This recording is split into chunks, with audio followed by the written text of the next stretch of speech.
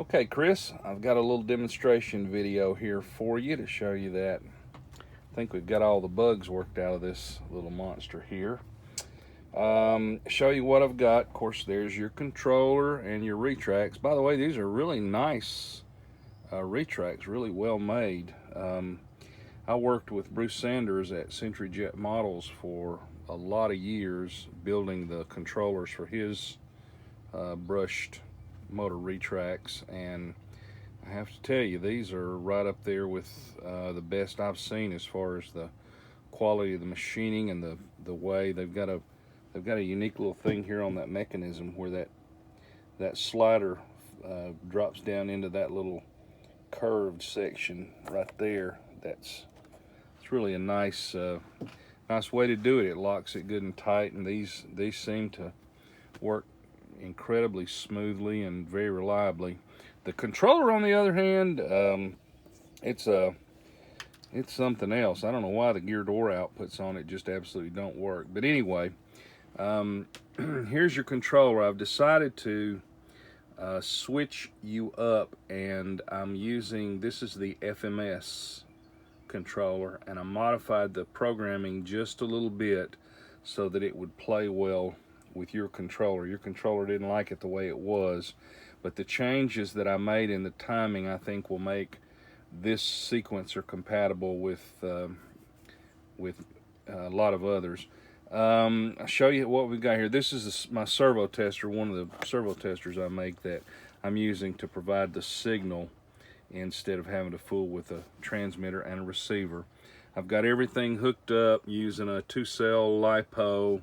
That's your switch, your sequencer, your controller, your retracts, and this servo here I have plugged in to show you the action of the gear door servo. Now, I've already plugged everything up, so the system is in the state that it's going to be in every time you turn it on. I know we talked about this, but rather than having it go to the gear up or the gear down, what it does is it comes on and it checks the position of your gear switch. Whether the switch is up or down, it doesn't matter.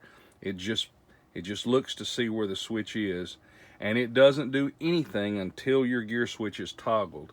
As a matter of fact, your gear door servo is actually freewheeling. So it's not going to cause the gear door servo to move, nor does it cause the retracts to move. But the first time you toggle the switch, and by the way, I have it set on the P47 setting here so that it will close after the gear are down. As soon as you toggle the switch, you'll see that the gear doors open and the retracts come down. And I've got it adjusted so that there's a second or two before the gear doors close. Okay, now we're going to go back the other way. You'll see gear doors open, your retracts go down, and your gear doors close back again. And I know this is something you didn't ask about, but this is something that I've run into before. When the gear are in the process of moving, once the gear doors have opened and the gear are moving, the gear door servo is held in position. The controller doesn't just turn the gear door servo loose and let it freewheel, because the potential there is for the air blowing over your gear doors to cause them to collapse against your gear. So as the retracts are moving, the gear door servo is also being pulsed and held in position. And likewise, once the gear door moves to its closed position, again, it's being held in place. It doesn't just close it and turn it loose, because again, you don't want the air scooping up under those gear doors and yanking them back open again. That's one of the things that I've had to deal with in the past. So, cycle it a couple more times here and let you see it working. Gear are down, gear doors close, gear doors open, and the gear come down.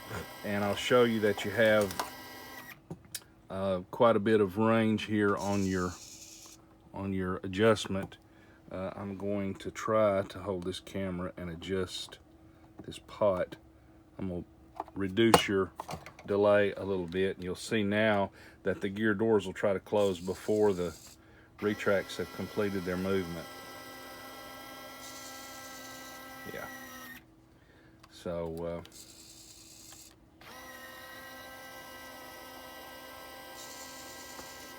so you see we got that range. So I'll upload this to YouTube and send you the link, and you can take a look at it, and then if everything looks good to you, I'll get it packed up and headed your way. Thanks, Chris.